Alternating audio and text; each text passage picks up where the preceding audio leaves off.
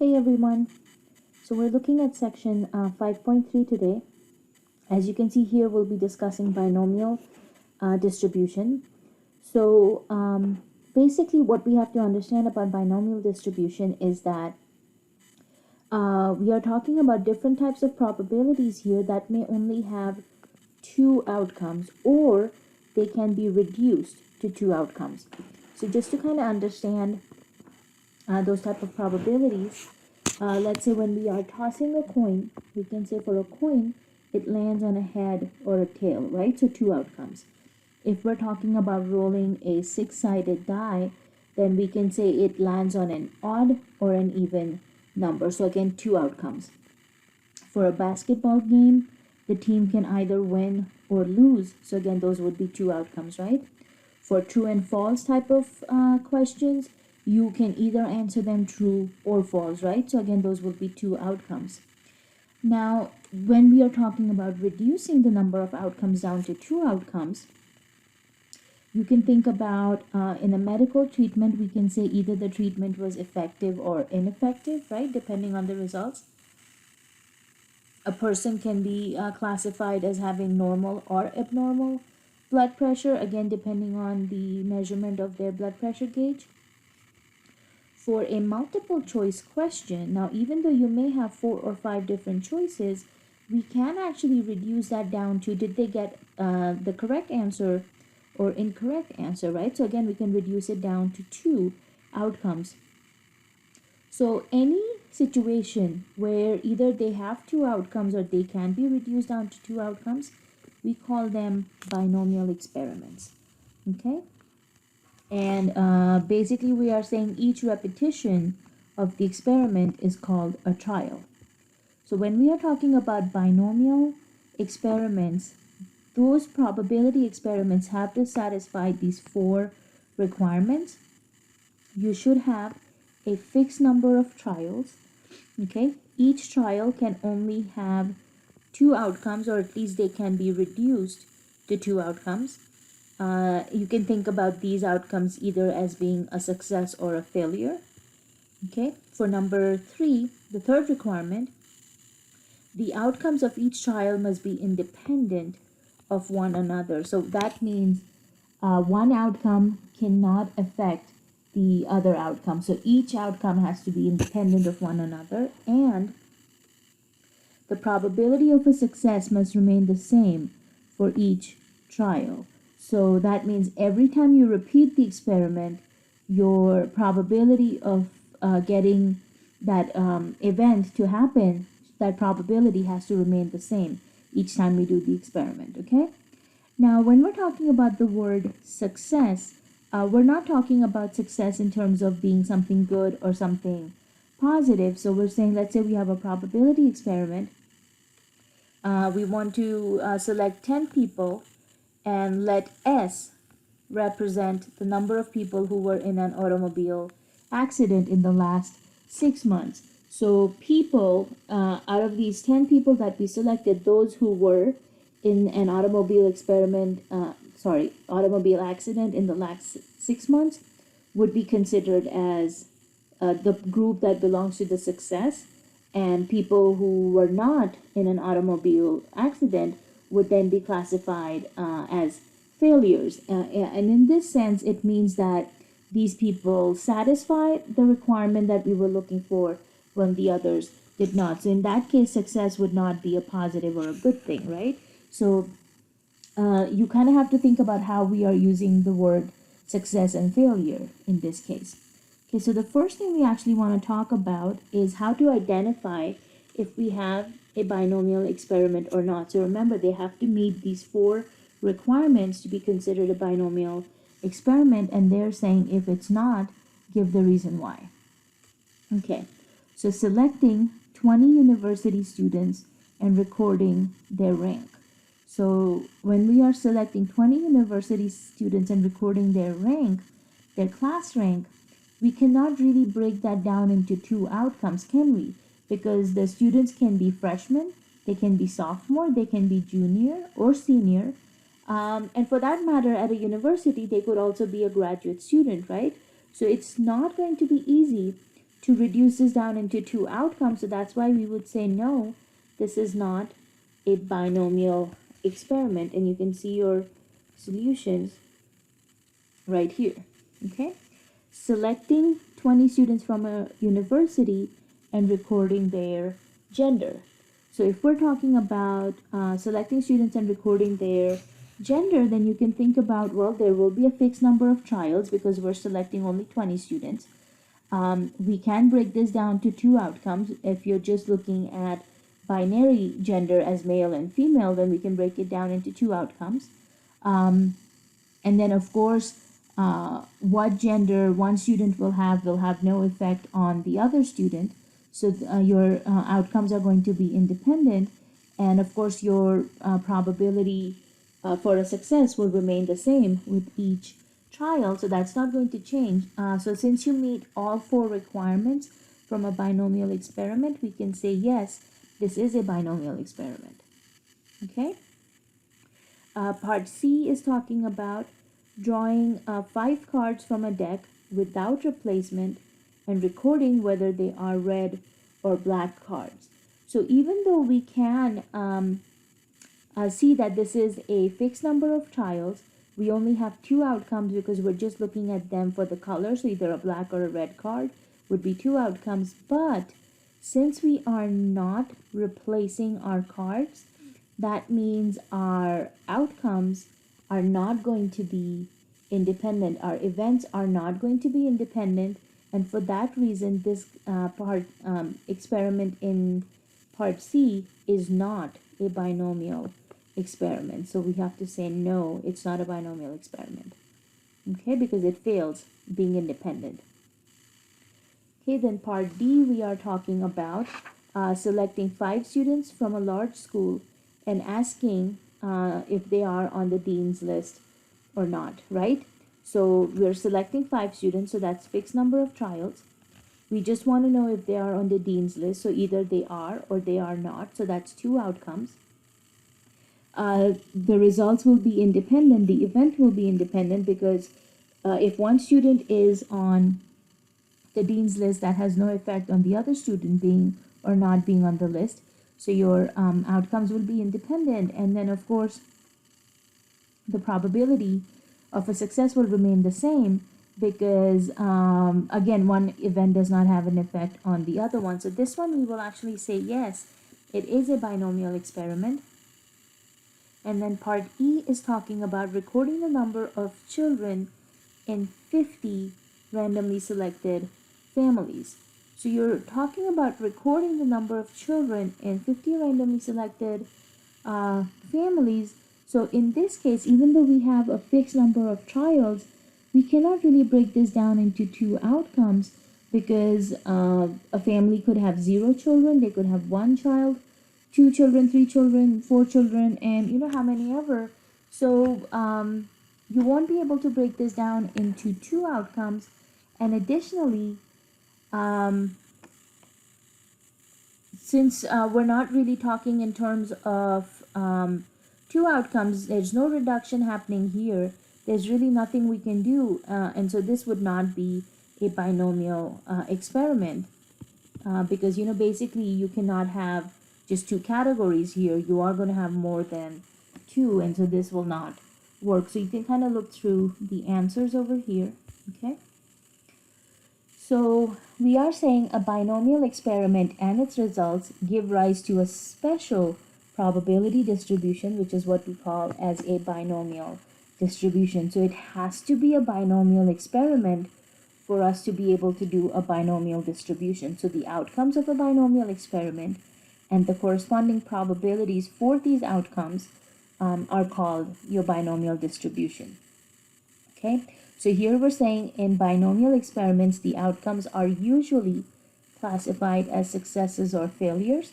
So they're saying, for example, the correct answer to a multiple choice item can be classified as a success, and all of the other incorrect choices will be classified as a failure.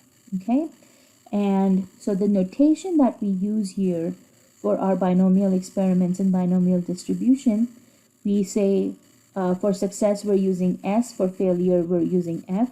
So probability of a success is P of S. Probability of a failure is P of F. The numerical probability of a success, we use the letter P. For the numerical probability of a failure, it's Q. So basically, you would say probability of a success is equal to P. Probability of a failure is equal to Q. But you can actually use the idea of a complement and do it as 1 minus P. So basically, the probability of a success and a failure should add up to a 1, and you can do 1 minus P to get the probability of a failure to get the Q. Okay, N is going to be the number of trials, and X is going to be, and that's a capital X, the number of successes in N trials. The other thing we have to note is the X value can be from 0 to N, including the endpoint. So your X can be 0, 1, 2, 3, 4, 5, 6, till whatever that N value is going to be, okay? Now for your probability of finding that success, probability of a success in a binomial can be calculated using this formula over here. So calculating the probability of a success, you have n factorial over n minus x factorial multiplied by x factorial, and then we are taking the probability of the success, raising it to the x power. We're taking the probability q of the failure and raising it to n minus x exponent. Okay, so it's a little bit of a different formula, but let's take a look at how we can actually use it. So we're talking about taking a coin and we're tossing it 3 times. They want to know what's the probability of getting exactly 2 heads. So we've got our sample space here, and you can see out of these 8 total outcomes, there are 1, 2, and 3 different outcomes where we get exactly 2 heads, right? So that will be 3 out of 8, or as a decimal, that will of course become 0.375. So either as a fraction or as a decimal. Now this was just looking at the sample space and seeing how many of those events had 2 exact heads. But if we wanted to use our binomial experiment, then let's take a look at what happens here. So we have our coin, which is being tossed 3 times, right? So that's our fixed number of trials. So that gives you your n equals 3.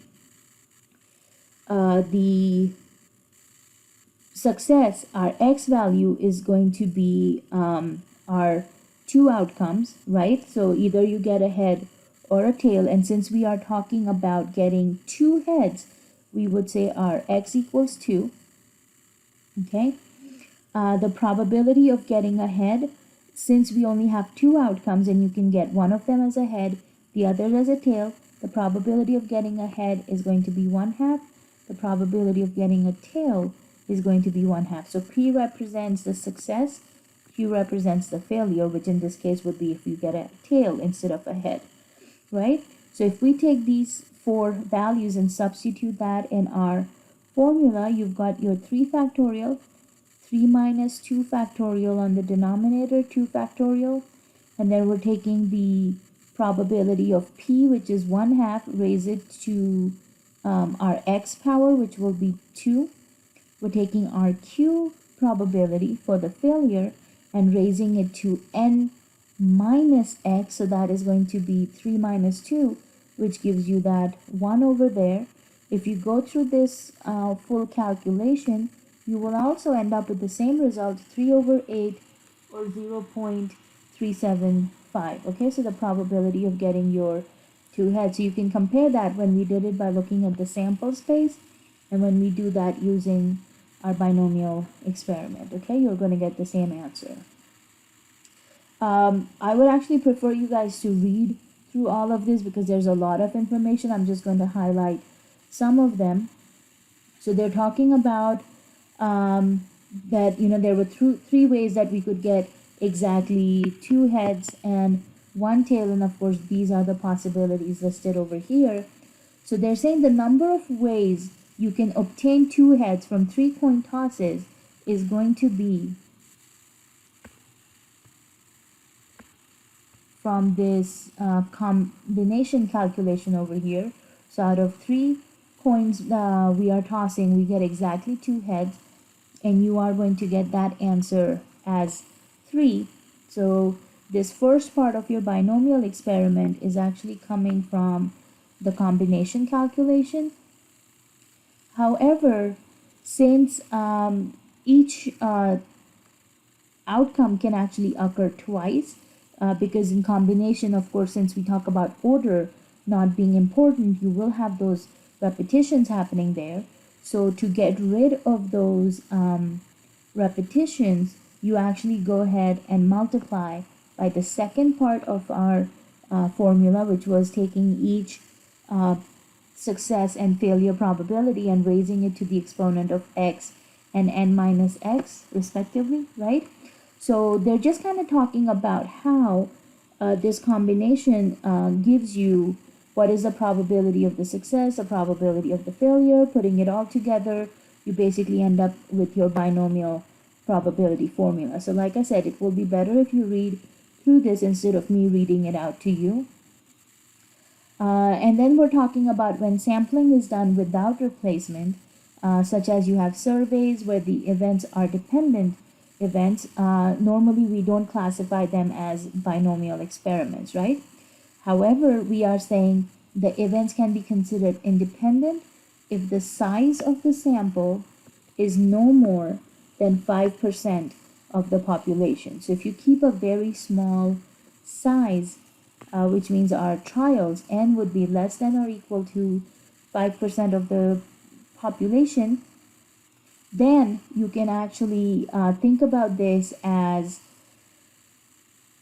binomial experiments. You would be able to use them in binomial experiments, and they're saying the reason is that when one item is selected from a large number of items and not replaced before you select the second item, the change in the probability is so small that you can actually ignore your fact that these are going to be dependent events. So as long as you keep that sample size small enough, the change in your probability will be so small that you would be able to ignore it and still use them in your binomial experiment. So you kind of have to keep in mind your sample size cannot be any larger than 5% of your population size. Okay? All right, so we've got a bunch of other examples to look through. So let's talk about this next one. We're saying a survey found that 1 out of 5 Americans, okay, 1 out of 5 Americans says he or she has visited a doctor in any given month. So if we're selecting 10 people at random, they want us to find the probability that exactly 3 will have visited a doctor in the last month. Okay, so we're talking about selecting 10 people at random. That's going to be our trial size, so n equals 10. We're talking about finding the probability that exactly 3 people have visited a doctor. So that's going to be our x equals 3. And then the probability of success, which means the probability that a person has seen the doctor, is going to be 1 out of 5 because they're telling that to us in the first statement. So that's your probability of a success, 1 out of 5, which means 4 out of the 5 people have not seen a doctor. So that's our probability for a failure. So putting this in our binomial probability formula over here, you can see how we enter those numbers. And then you will end up getting an approximate answer of 0.201. So we're saying there is a 0.201 probability that if you selected 10 people randomly, exactly 3 of them would have visited a doctor in the last month. So you can see that's a pretty small probability, right? So it's going to be a pretty unlikely event to happen, but this is how we are looking at this experiment, because they have either visited the doctor or they haven't, right? Okay. Here we're talking about in example 4, a survey from Teenage Research Unlimited in Northbrook, Illinois, found that 30% of teenage consumers received their spending money from part-time jobs. So if 5 teenagers are selected at random, find the probability that at least 3 of them will have part-time jobs. So since they are talking about at least 3 of them have part-time jobs, that means we actually have to find the probabilities that 3 of them have a part-time job, or 4 or 5 of them have a part-time job. So you have to actually find the probability for each of those events and then add them together to find the total probability. So in this first example, your n would be 5, because we're still selecting 5 teenagers randomly. We are saying x will be 3. Probability for the success is 30%, so that's 0.3, and probability for the failure will be 0.7. So that's where they're coming up with this, and you can see this probably comes out to be 0.132. Here, all of your values will stay the same, except now you are using x equals 4 here and x equals 5 here. Then we're going to take all 3 of these probabilities, add them together, and the probability that at least 3 of the teenagers have part-time jobs when you select 5 at random is going to be 0.162. Okay, so you have to be careful about when they are talking in terms of at least 3 of them or at least so many of them, because then you have to do your calculation a little bit separately. Okay? So computing probabilities by using the binomial probability formula is one way of doing it, but you can see it's going to be quite tedious just because you'll have so many numbers to consider and put it together in that formula. But you also can use tables to calculate your binomial probability as long as you have your n and p values. So there is a table in Appendix A of your textbook pages where you can find that, but let me show you. I've actually saved it, so give me a second here. Okay, so this is kind of how that table B will look like. Now I don't have the entire table here, but you can see how this table works. So you have your n values on that leftmost column.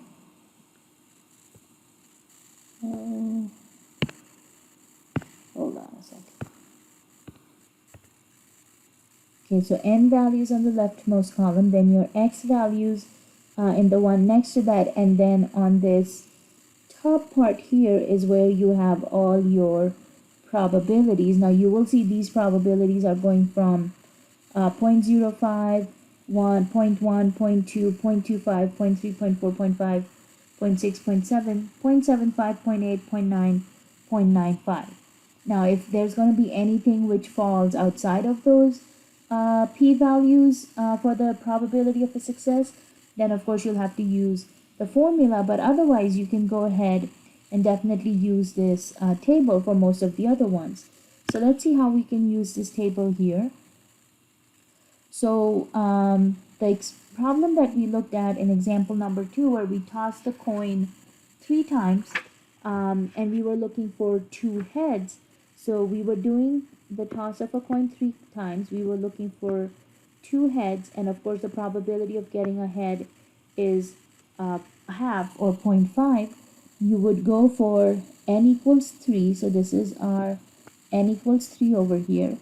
X equals 2, and then probability of 0.5, and you're looking at 0.375. So let's show you that on the table here. We're looking for n equals 3, x equals 2, a probability of 0.5. So when you go to that row and column where those two numbers will intersect, you end up getting 0.375. So that's kind of how you can go about using this binomial distribution table over here. Okay, so let's see if we can use that here in this example. So public opinion reported that 5% of Americans are afraid of being alone in a house at night. If a random sample of 20 Americans is selected, find these probabilities using the binomial table. Okay, so they want to know there are exactly 5 people in the sample who are afraid of being alone at night. So our n is 20, x is equal to 5 because they're saying exactly 5 people, and they're telling us it's 5% of the Americans who are afraid of being alone at night. So that's a probability of 0.05. Okay, so we need to look at our table and see if we can find this, but unfortunately this table I have here is only going to 8, so let me get one from our textbook. Okay, so here's the table B from your textbook. So you just have to click on Appendix A, and then it shows you this whole list of different tables. So we are looking at table B for the binomial distribution. Now our n value is 20, 0.05 for p, and x equals 5. So let's go ahead and find n equals 20. So here you have n equals 20. Okay, then our x value is 5 and probability is 0.05. So when you go to 20, you go to 5, and then 0.05, this is going to be this first number next to x equals 5, which is your 0.002. So that's where they're getting this probability answer of 0.002. Okay, then the next question is saying for part B, there are at most 3 people in the sample who are afraid of being alone at night. So we're saying at most 3 people, which means there can be 0 people who are afraid at night, 1 person, 2 people, or 3 people who are afraid at night. So still keeping our n and p values the same, you have to find the probability for p of 0, p of 1, p of 2, p of 3, which means if you go to your distribution table over here, you have to take all of these numbers from the first column here for 0.05. So you're going to take 0.358, 0.377, 0.189, 0.060, and you're going to combine all of them. So adding all 4 of those numbers, you can see it adds up to 0.984. So yeah, I mean, you'll definitely see people at 0.984 who will be afraid of staying home alone at night. Okay, then the next one was saying part C, at least 3 people are afraid. So at least 3, which means we're saying a minimum of 3 people are afraid, but all 20 of them could be afraid. So again, keeping n equals 20, p equals 0.05, but now for at least 3 people, we have to consider the probability for 3 people, 4, 5, going all the way to 20. So this will actually take a pretty long time to calculate that. So what you can actually do is it'll be easier to take the probability of 0, 1, and 2 people and then subtract that from 1. So probability of 0, 1, and 2 we've already calculated in part B. So you can just take those first 3 numbers, 0.358, 0.377, 0.189, add them together and then subtract that from 1, and you get the probability of at least 3 people being afraid, and that's going to be 0.076 as your probability. So you're basically using the idea of a complement of an event to help us out here. Okay? And so you can kind of see the table definitely comes in handy, because otherwise we would be plugging all of these numbers into our formula and solving it, right? Okay, this next example is talking about a report from the Secretary of Health and Human Services stated that 70% of single vehicle traffic fatalities that occurred at night on the weekends involve an intoxicated driver. So if a sample of 15 single vehicle traffic fatalities that occur on a weekend night is selected, find the probability that between 10 and 15 inclusive accidents involve drivers who were intoxicated. Okay, so we're selecting a sample of 15 single vehicle traffic fatalities, so that's n equals 15. They're telling us it's a 70% probability that these traffic accidents occur, so our probability is 0.70, and our x value is going from 10 to 15. So of course we have to calculate the probability for each one of these. Okay, so we're looking at n equals 15 with a probability of 0.70. So that means you're going to n equals 15 and probability of 70%. So you're actually going to be looking at this 1, 2, 3, 4, fifth column from the end over here for n equals 15, and then you would be picking the numbers from x values 10 all the way to 15. So that's going to be all of these numbers over here, 0.206, 0.219, 170, 092, 031, 005. You're going to be taking all of those numbers from your table, adding them together, which will give you a probability of 0.723. So we're saying the probability that between 10 and 15 drivers who were involved in these fatalities were intoxicated is going to be 0.723, and that's a pretty good chance, right? I mean, that's 72%. So that's really looking bad. So yeah, just the way these calculations work out to be. Okay, so the last part that we want to talk about here is the mean, variance, and standard deviation for binomial variables.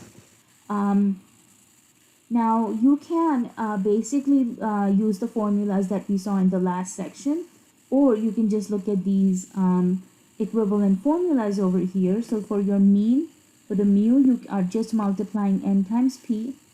For the variance, you are multiplying n times p times q.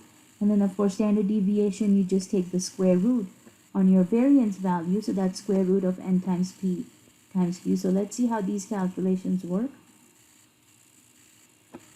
So here we're tossing a coin 4 times, and they want us to find the mean, variance, and standard deviation for the number of heads that will be obtained. So we want to know on an average how many heads will be obtained, and then what's the variance and standard deviation for it. So since we're tossing the coin 4 times, that's going to be m equals 4. The probability of getting a head is 1/2.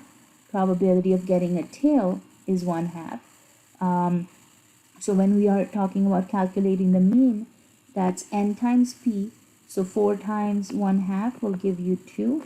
So we're saying if you toss a coin 4 times, on an average, you are going to get 2 heads. So your mean is 2 heads. For our variance, we are multiplying n times p times q. So that's going to be 4 times 1/2 times 1/2, which will actually come out to be 1.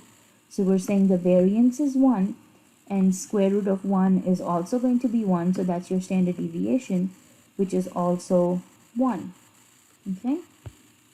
So not too bad. These are pretty simple formulas here to calculate our mean, variance, and standard deviation. Okay, so they're saying from example 8, when 4 coins are tossed many times, the average of the number of heads that appear is 2, and the standard deviation of the number of heads in 1. So obviously, you know, this is going to be based on theoretical values because we are looking at theoretical probabilities over here. So they're just kind of making sure you understand that. Okay. Our next example here is talking about if we have an 8-sided die, which means your numbers will go from 1 through 8, is rolled 560 times. They're asking us to find the mean, variance, and standard deviation of the number of 7s that will appear when we roll this die. Okay, so we're rolling the die 560 times, so that's your n value. Now getting the number 7, so since you are going from the numbers 1, 2, 3, 4, 5, 6, 7, 8, each one of these are going to have a probability. So if this is your outcome, then the probability for each of these is going to be 1 out of 8, right? Just like we did with the 6-sided die, it's going to be the same thing for an 8-sided die. So the probability of getting a number 7 is going to be 1 over 8. The probability of not getting the number 7 is going to be 7 out of 8 options, right? Because there are 7 other numbers that could show up instead of the number 7. So that's 7 out of 8 where you do not get the number 7. So again, calculating your mean is n times p, 560 times 1/8, which will end up giving you 70. So we're saying the mean number of 7s you will get when we roll the die 760 times is going to be 70. Your variance is going to be 560 multiplied by 1/8 times 7/8, which will come out to be 61.25. So that's our variance. Taking the square root of 61.25 gives you 7.826. So that's your standard deviation. Okay. Alrighty, and then one more example. We're talking about the source book of criminal justice statistics states that 65% of Americans favor sentencing drunk drivers to jail even they have not caused an accident. So if a number of 100 individuals is selected, 1,000 individuals is selected, they're asking us to find the mean variance and standard deviation of the people who feel this way, okay? So basically here the idea would be, your two outcomes would be people feel that drunk drivers should be sentenced or people feel that they should not be sentenced, right? So the people who feel that drunk drivers should be sentenced, that's going to be your probability of 65%, right? So 0.65. People who feel they should not be sentenced is going to be your Q, which will have a probability of 35% or 0.35, right? And then of course we are talking about randomly selected 1,000 individuals. So 1,000 is going to be your n value. So calculating our mean will be n times p, which is 1,000 times 0.65. So there's 650 as your mean. So we're basically saying out of the 1,000 people, at least 650 of them on an average would feel that these drunk drivers should be sentenced. The variance is going to be 1,000 times 0.65 times 0.35, which comes out to be 227.5. That's our variance. And then taking a square root on that number will give you the standard deviation, which comes out to be 15.083. Okay, so you can kind of see how these mean, variance, and standard deviation calculations come out to be. Okay, then we also talked about how to use the table to come up with these binomial probability values, and then of course you have the binomial probability formula here. So now that we have looked at these examples, let's go ahead and pick a few examples from our textbook and take a look at those. Okay, so let's take a look at our textbook examples here. So the first one we're actually going to be looking at is right here from number 3. They're asking us to compute the probability of X successes using table B in Appendix A. So we're actually looking at part B here. So we're going to be doing 3B. So let's go ahead and write this down.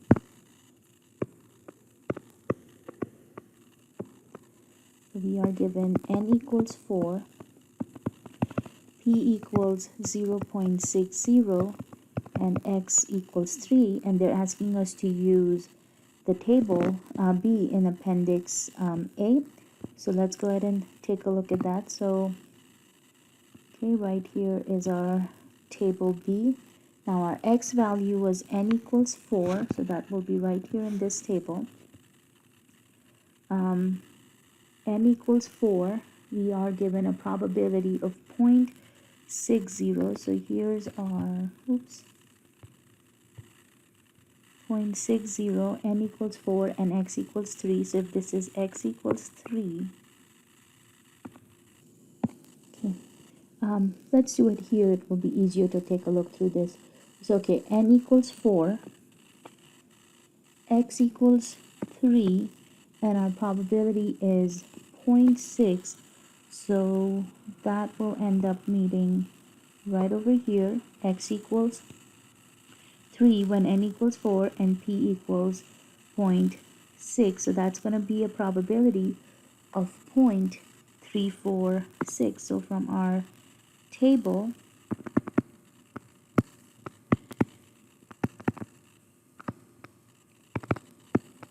probability of having x successes is going to be 0.346.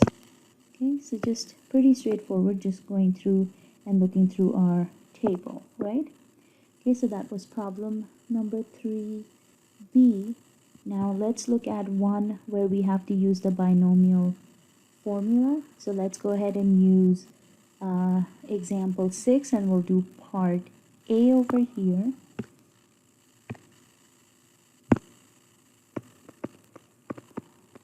Okay, so part A, we are given n equals 9, x equals 0, and probability equals 0.42. Now, of course, you know 0.42 is not going to be a probability in our binomial distribution table, so that's why we cannot use the table. We have to use the binomial formula. And again, just to refresh your memory on the formula, it's going to be this one right over here. So let's go ahead and write that down. Probability of x is going to be n factorial over n minus x factorial, then multiplied by probability of p raised to x, probability of q, which will be n minus x.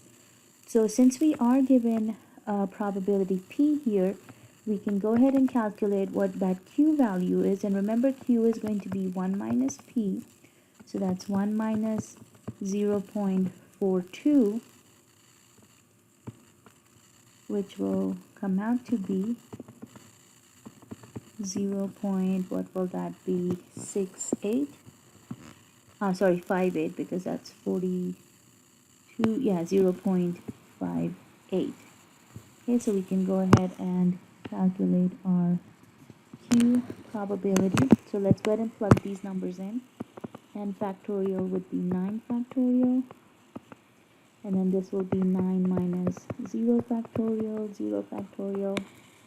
then our p value is 0.42 raised to the power of 0, q is 0.58 raised to the power of 9 minus 0, so of course that would end up becoming, if we just clean this up, 9 minus 0 of course is 9. This will be, well, 0 exponent of course always gives you the answer 1, so this guy will just end up becoming 1, and then of course we'll have 0.58 raised to the 9th power. So if you go ahead and plug this in, now remember this part is your combination, so you can also use a combination calculation for this first part and do out of 9 options you are choosing 0, so you can do it this way. This guy already we know becomes a 1, and then you have 0.58 raised to the 9th power. So going through our calculation here, we should end up with approximately an answer of 0.007. Okay, so you can kind of see how this binomial formula for the probability works out to be. Okay, so a fairly small probability here, 0.007. Okay, so that was our example for 6a. Now the next one we want to look at is this one right here, number 8. They're telling us a student takes a 20 question multiple choice exam with 5 choices for each question and guesses on each of those questions. So what's the probability of guessing? So they're saying find the probability of guessing at least 15 out of the 20 questions correctly. Would you consider this event likely or unlikely to occur, and explain your answer? So let's go ahead and write down all the details that we are given here. So they're telling us a student is taking a 20 question multiple choice exam. So that's your N is going to be 20. Okay. They are telling us that each of the questions will have 5 choices. So for the probability that we are guessing the correct answer out of those 5 choices, only one of those answers is going to be the correct answer, right? So that's going to be a probability of success being 1 out of 5, or as a decimal, you can write it as 0.20, right? 20% probability of choosing the right answer. And now they're saying find the probability of guessing at least 15 out of the 20 questions correctly, right? So they are saying at least 15 out of the 20 questions correctly. So since this is an at least problem, that means your x values will go from 15, 16, 17, 18, 19, and 20. So we have to find the probability for each one of these and add them together.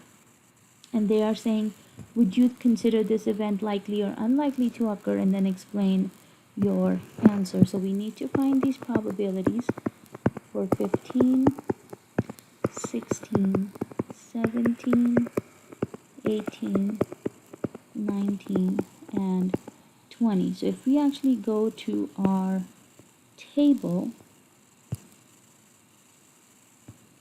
for binomial distribution, our n value is 20.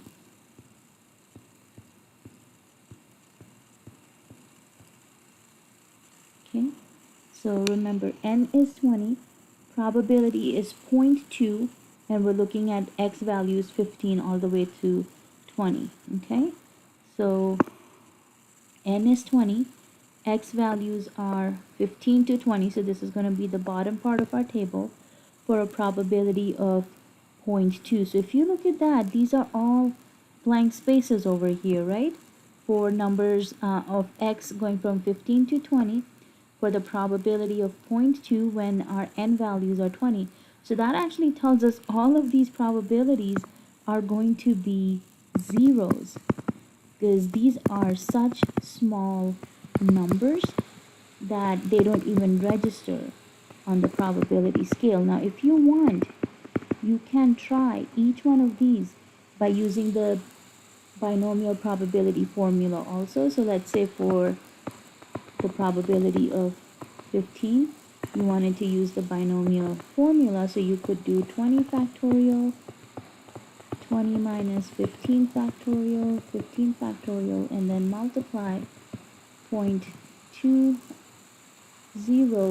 for our p raised to 15, and then of course our q value would be 0.80 raised to 20 minus 15. So you can use that and calculate your probability that way, and you would still end up getting a really small number. So for all of these, you would actually end up getting just a bunch of zeros. So when we add all of these together, you would end up getting a probability of just 0. So obviously this event is going to be unlikely to occur, which means that the probability that the student would choose 15 out of those 20 questions correctly just by guessing is very unlikely, and that's because the probability is so small.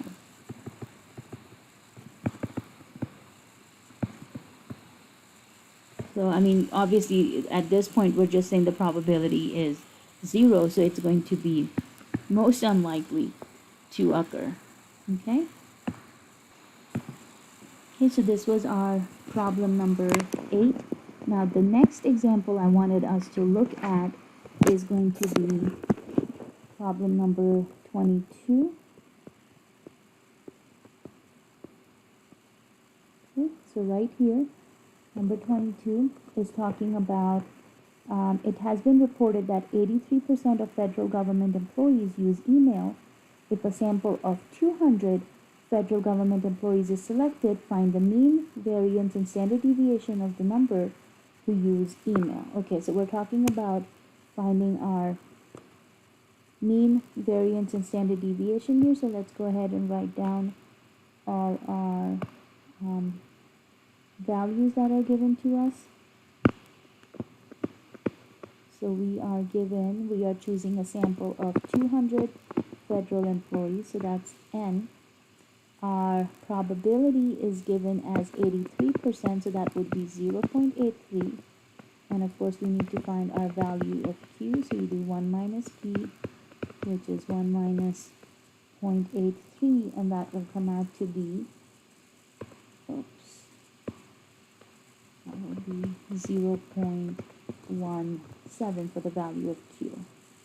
Okay, so when we are calculating the mean is N times P, so that's going to be 200 multiplied by 0.83. So when you put that in your calculator, you should end up getting an answer of 166, right? So this is going to be the mean.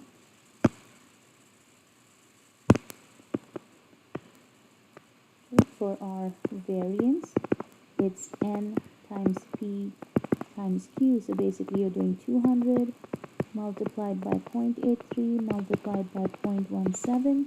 You've already got 200 times 0.83, which is 166. So you can just take the number 166 and multiply the 0.17 to it, or you can go back and put the whole thing in your calculator, doesn't matter. And this should give you an approximate value, and we are going to be rounding this to one decimal place. So this guy should come out to be approximately 28.2. Your raw answer actually comes out to be 28.22. So when you do your variance into standard deviation, that's going to be the square root of N times P times Q, which means you're doing the square root of 28.2, or if you want to keep the 2, you can do that also. And when you take a square root on that number, you actually end up again rounding it to one decimal place. It will come out to be 5.3. So variance is 28.2 and standard deviation is 5.3. So as long as you remember these formulas, you are good to go for the mean, variance, and standard deviation for your binomial probability distribution. Okay, so that was number 22. And then one last example that I wanted us to talk about was number 26 over here. Okay, so number 26 is talking about, in a survey, 63% of the Americans said they own an answering machine.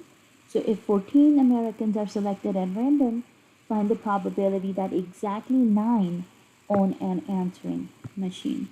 So let's go ahead and take a look at this one over here. So we are selecting 14 Americans at random, so that's N equals 14. They are giving us the probability that it's 63% who own answering machines, so that's 0.63. And they want the probability of exactly 9. So our X value will equal 9, okay? So that then comes out to be, now since this is a probability of 0.63, of course, we cannot use our table, which means we need to go back and use the formula. But before we use the formula, let's calculate our Q value again. So that's 1 minus 0.63, which will, of course, comes out to be, what will that be? 0.37. Yep, that sounds right, 0.37. Okay, so now our formula. So we're trying to find the probability that exactly 9 of them have an answering machine. So that's 14 factorial, 14 minus 9 factorial, 9 factorial. And then again, 0.63 raised to 9, 0.37 raised to 14 minus 9. So of course we have 14 factorial 14 minus 9 will be 5 factorial, 9 factorial here, 0.63 raised to the 9th power, 0.37 also raised to the 5th power. Okay, so again you can go through these calculations.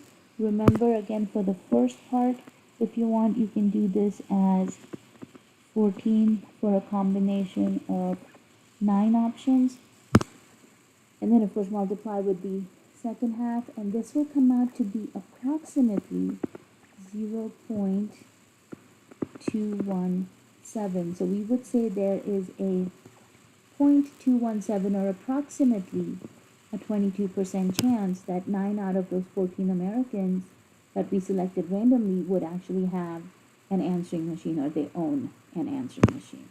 Okay, so this will be our answer for number 26. So keep in mind, if your probabilities are not the ones that your probability distribution table has, then you have no other option, but you have to use the binomial probability formula. Okay, so that was problem number 26. Now, when we are in class, I will have a few more examples for us to look through this. So just make sure you look through this handout and your video, and if you have any questions, you can answer those in class. All right, guys, have a wonderful day. Be careful, and I will see you in our class next time. All right, take care. Bye-bye.